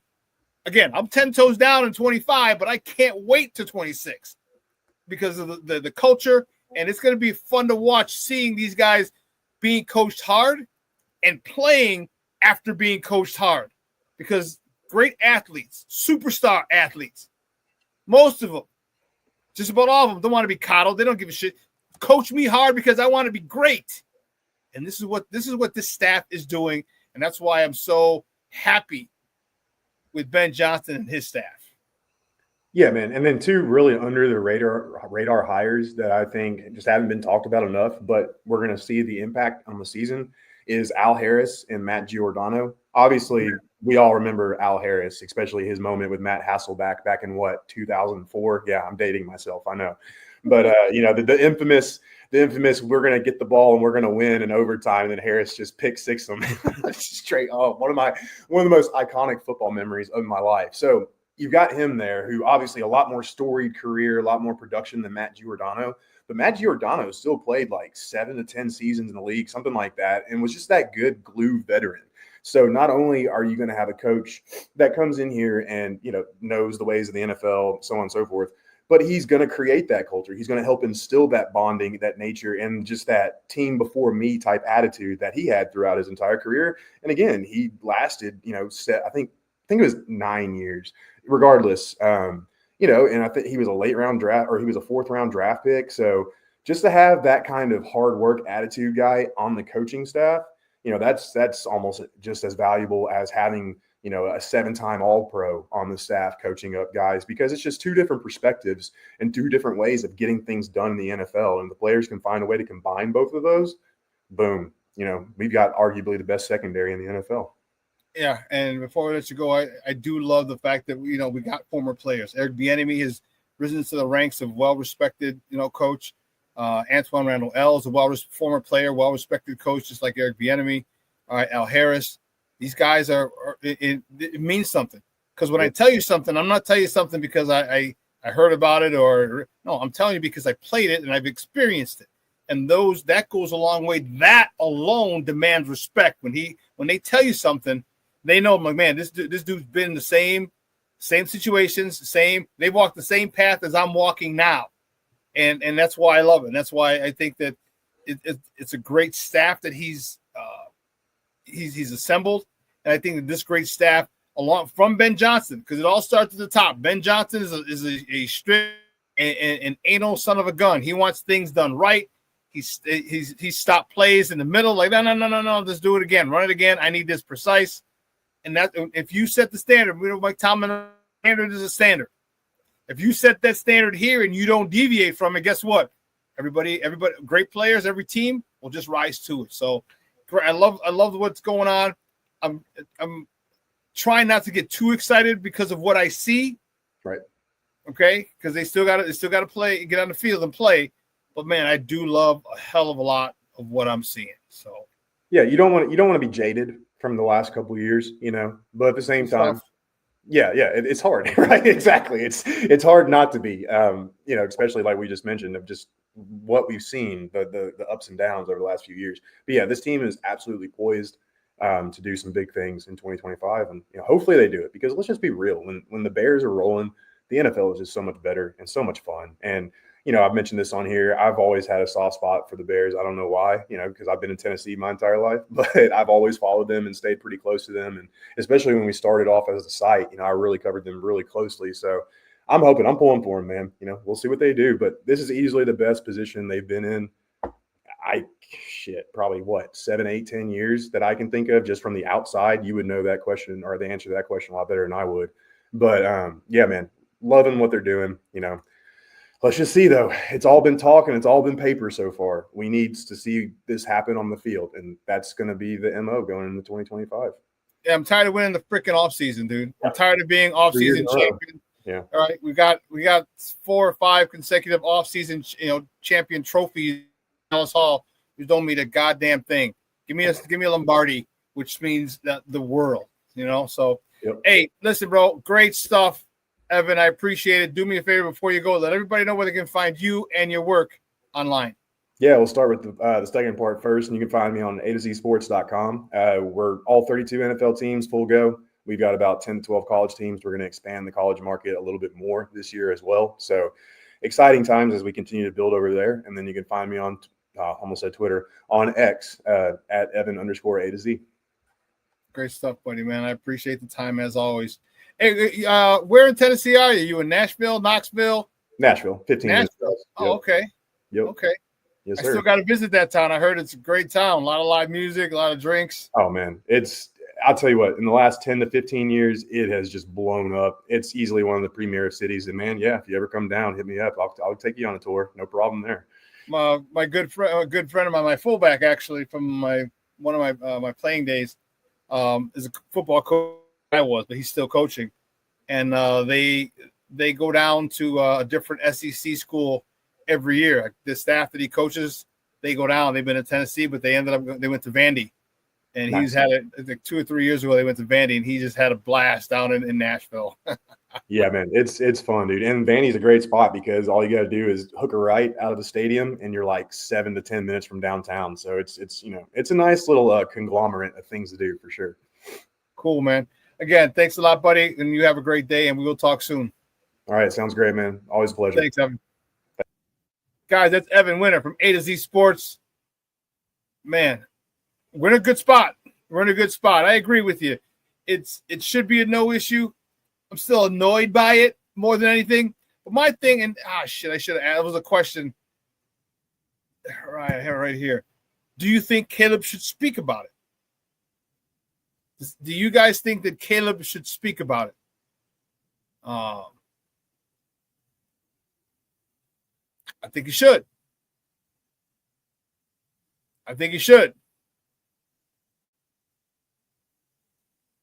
Okay, I think that you guys are silly.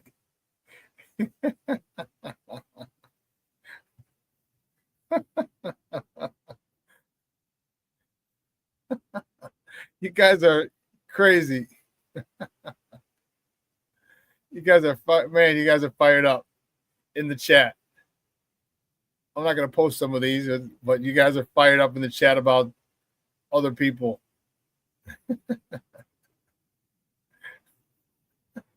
Shorty, your comment about one of the people from one of the other podcasts, he's never had his ass kicked.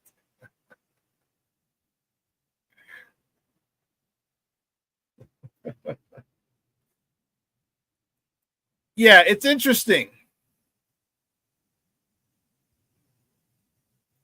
It's interesting how so many people, there's a lot of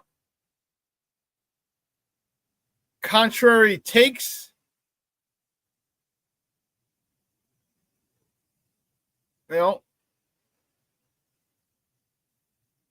Yeah, he should one time. You know what? Here's the thing. You know what's really funny?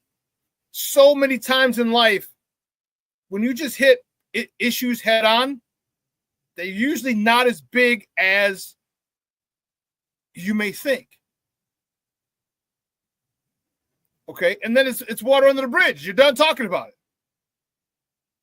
All right, Caleb could come out with, if he came out with a little bit of an attitude and said, "Look, I'm going to deal with this one time and one time only. I'm not going to take any more questions on this shit after today." But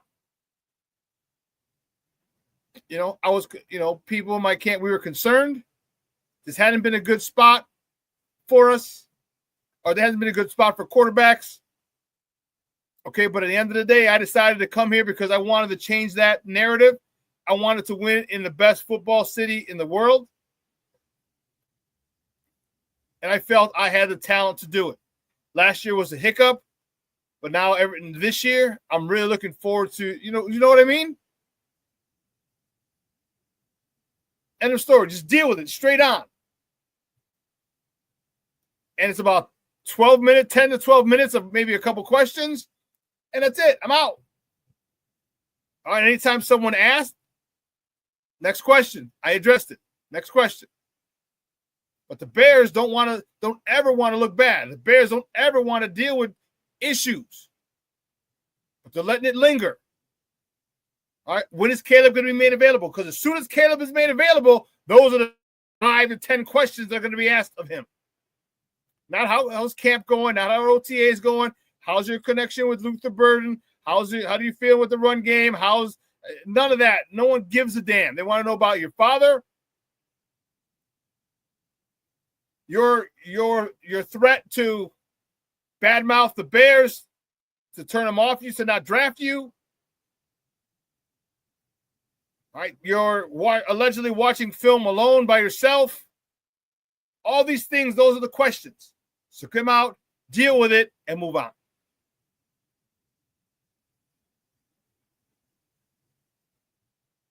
It's literally that simple. But the Bears don't want to talk about how interesting they've been. They don't want to have egg on their face. All right, just deal with it.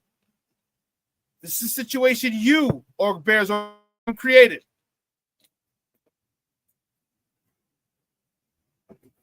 All right, they created it by getting people and not developing quarterbacks. You didn't develop Justin Fields. You didn't develop Mitch Trubisky. You didn't develop Jay Cutler. This thing's been going on for the last 50 years, if not longer.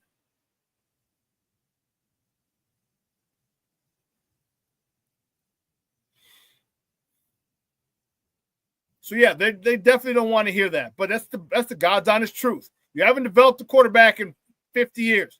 Think of what would have happened if you developed Jay Cutler.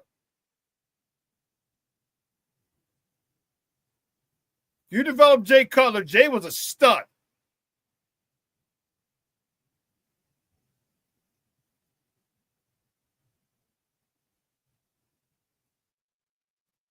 Do you realize that offense in 2013, everybody on that offense, I think all 10 out of 11 or all 11 at that point had made or was going or went to afterwards a Pro Bowl. Everyone on that offense.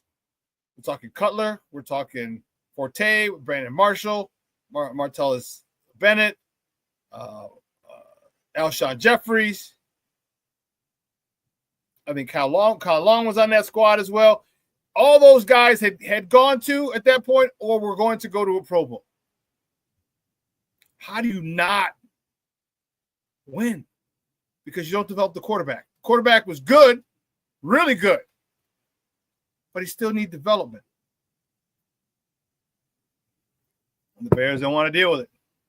And they don't want to talk about it.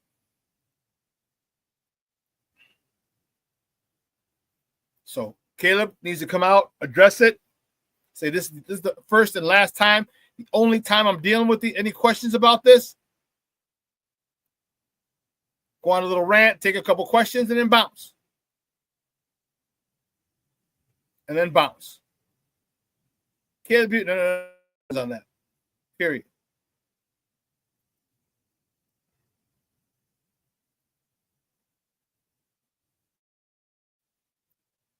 Do you guys think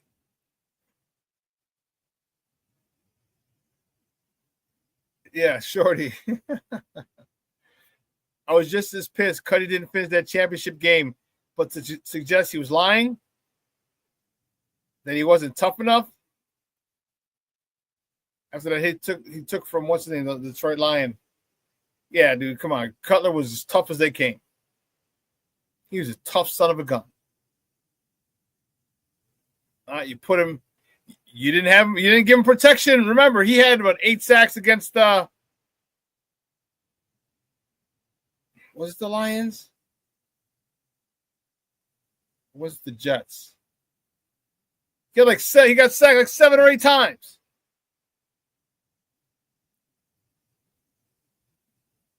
Cuddy's one of my favorite athletes.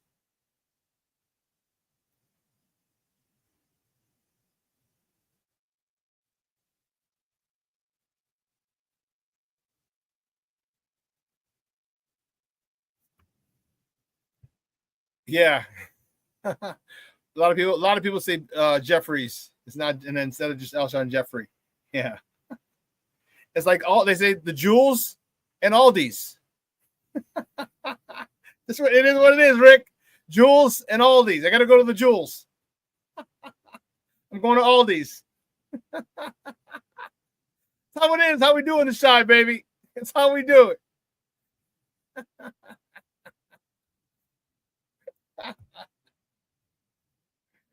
Oh man. Oh man. Oh man.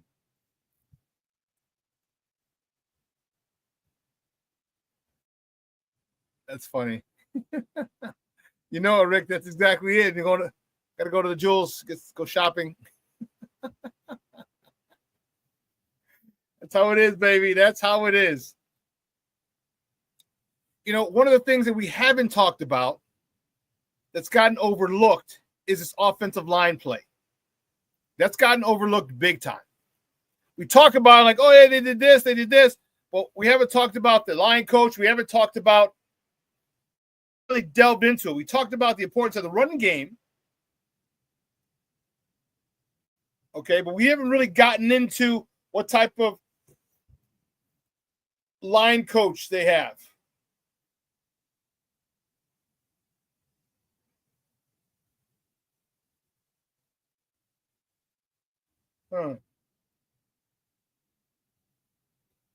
I can't think of who their offensive line coach. Oh, Dan Rochar. 41 years in the profession. Holy cow. Wow.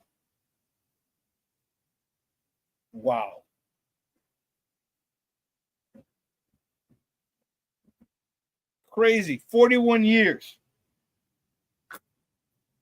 coaching in the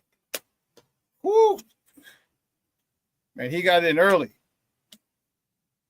And that's great. All right, there we go. So I'm gonna get a little ant running around here. But what kind of coach is he on the line? How does he demand? What does he demand from his players? How tough is this guy? How demanding is this guy? How technical is this guy?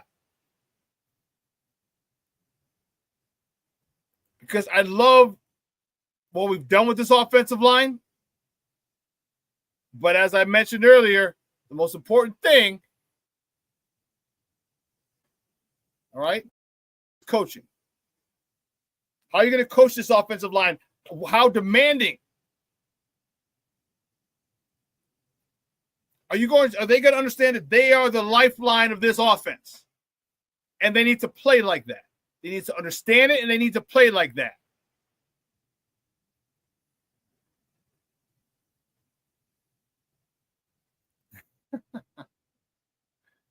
Shorty's in the house. Good morning, Papa. How are you? He says, I should have just taken a sick day today after staying up till 3 a.m. and every 6:70 a.m. post that I could be in their chat today continuing my meltdown. Oh, you went off on 6:70, huh?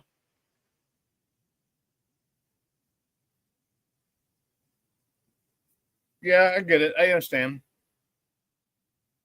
I get it.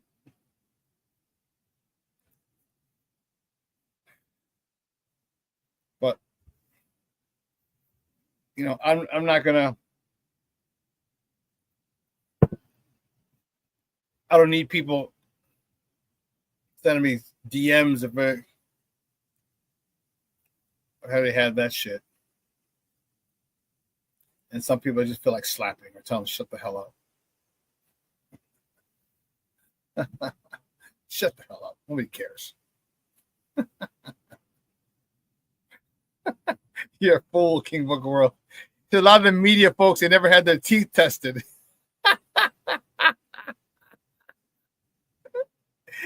Man, King Book of World, you know how to fucking... Dude, you know how to make me laugh, dog. That's hilarious.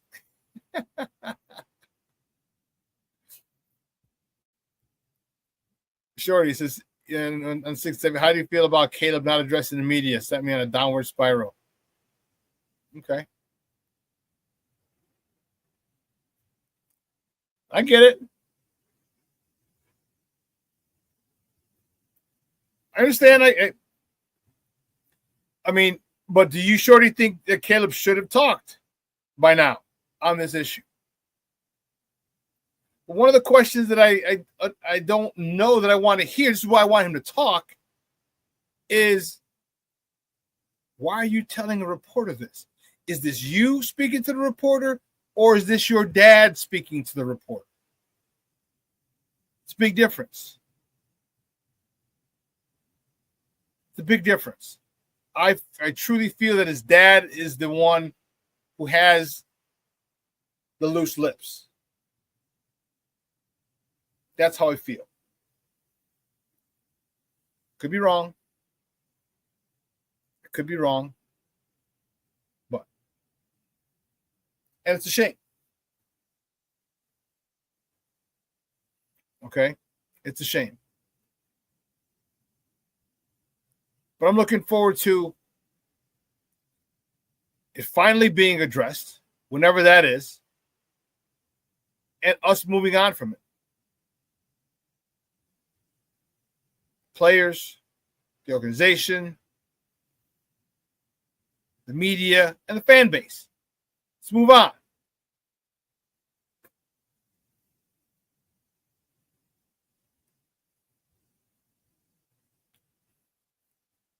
Shawn, ultimately, yes, he should have nipped it in the bud immediately, but he's still learning this jackass media. I can't fault him. And you know what? It might not even be his call. That's the one thing that a lot of people are forgetting. It might not be his call.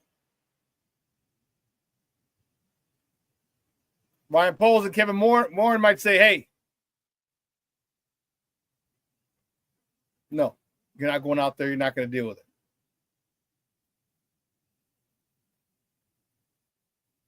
It could be above his head. This could be above his head. Again, they just never want to, the organization never wants to look bad. But these are all the decisions you've made, Bears organization, front office. These are all the decisions you've made over the last 10, 20, 50 years.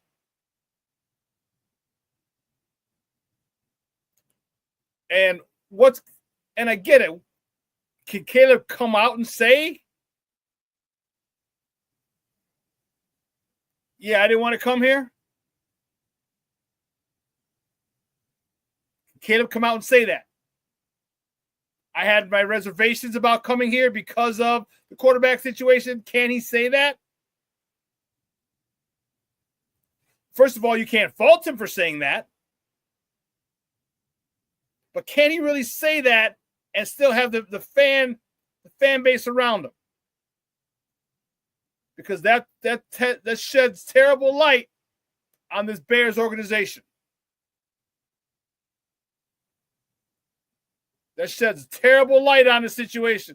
The quarterback didn't want to come here because of the way you treated the quarterback for the last 50 years. Then why is this year different? You've had quarterback gurus, offensive minds before. You had Matt Nagy. You had Mark Trestman. What's different now? What's different now? Yeah, you're right. And you're right, King Book World. That is most likely why Ben Johnson addressed it. And no, Junior, that's not the big news. I am not a true blue Cubs fan. Go Scrubs, go. No, not it.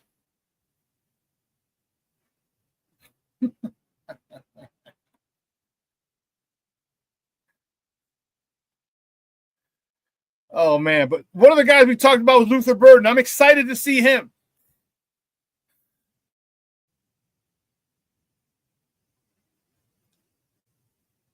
Wow, King Booker World, I hear you.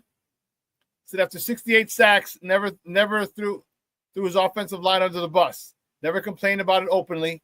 I thought Caleb was soft, but he proved me he got heart. Support 100% from me. That's dope.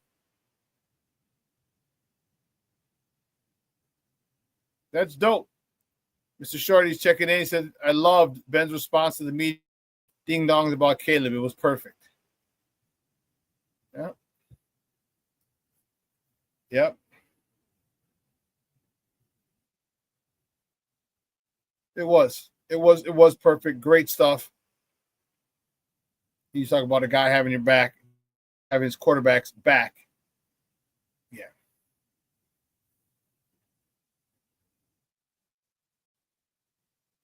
Yeah, I can't wait till they get in pads and start popping, because that's football. Just running around in shirts and T-shirts is not football.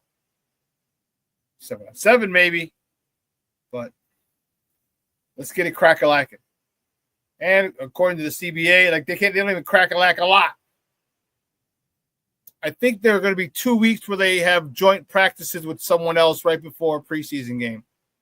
Is it the Dolphins? I got to double check. I think the Dolphins are here. They play them here in the preseason. And they might practice here days leading up to it. And I love that. I love the joint practices.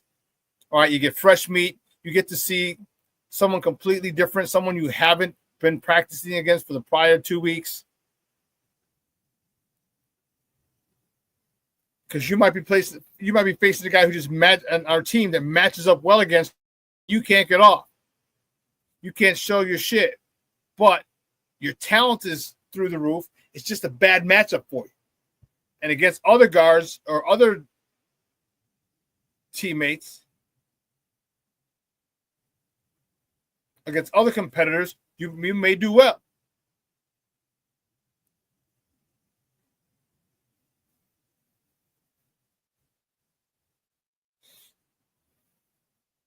So Shorty, yes, that final FGB game, he threw a strike to DJ to win the game. Yeah, get him in field goal position. That dig, got him 5 or 6 yards closer. Yeah. Yeah.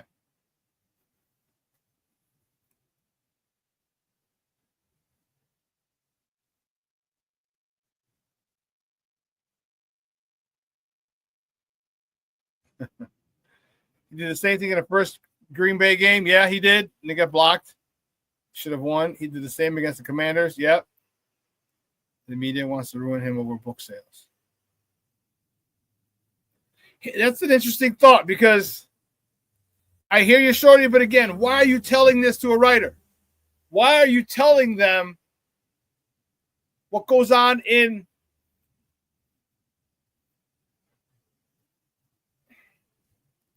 what went on? Why are you doing that? Why that would be. Now, again, was it your dad speaking, or was it you? Or was your dad speaking for you? All right, so you got a lot of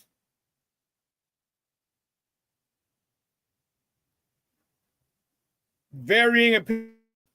And Shorty said it was mostly his dad, from what I've heard.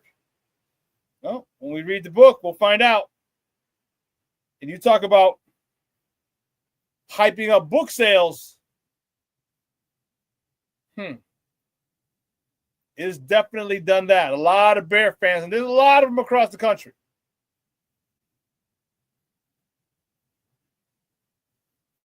I don't want to read that book.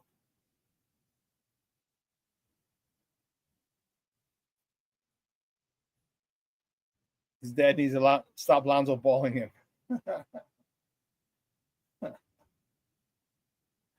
Oh, man. Well, anyway, listen. 2 hours is come and gone. I want to thank my guest, Evan Winter from A to Z Sports, for coming on talking Bears football with your guy.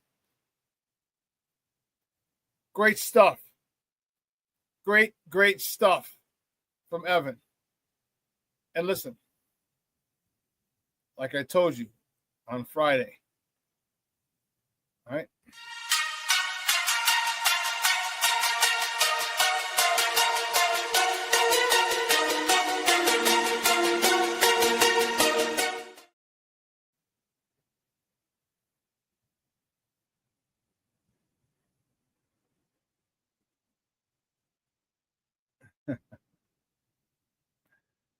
And I want to thank you guys. You guys made this chat. You guys were jumping in this chat.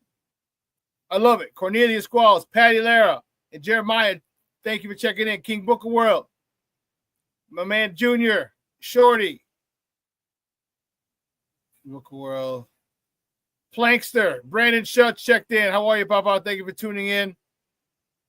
I think I just said Shorty twice now. Mashawn, Cornelius, and everybody else, Rick. Anyone else I may have forgotten?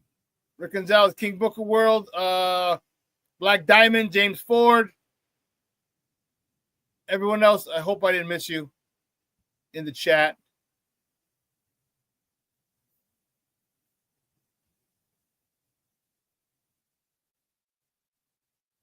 But yeah, thank you so much for tuning in, guys. I had a phenomenal, great time. So here's what we're going to do. We're going to replay this at 6 p.m. tonight.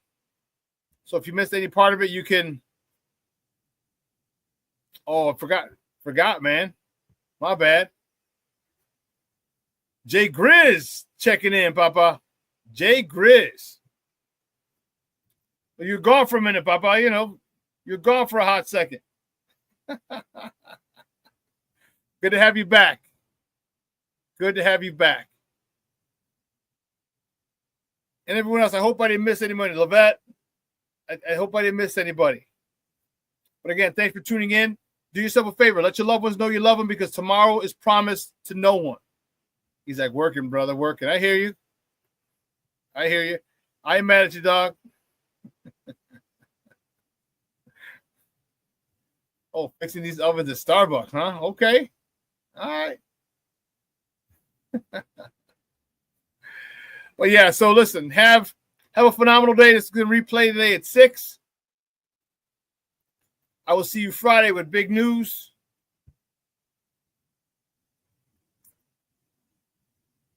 Big news. And I look forward to it. All right, get word on the Bears up at Hallis for another round of OTAs. We should have someone who was there or covered or was going that particular day. But anyway, guys, have a great day. I know it's overcast and rainy here in Chicago. Okay, if you're in here, again, just remember you're on the wake-up list. So be thankful for the fact that you're still alive, that you woke up. All right? So I got to bounce. So for everyone here at Sports Zone Chicago, I'm your boy, the SuperBack, Shawn Sierra. Have a phenomenal day. All right? King Booker World, have you checked out that place that we talked about? Let me know. But again, until then, I'm your boy, the SuperBack. I am out.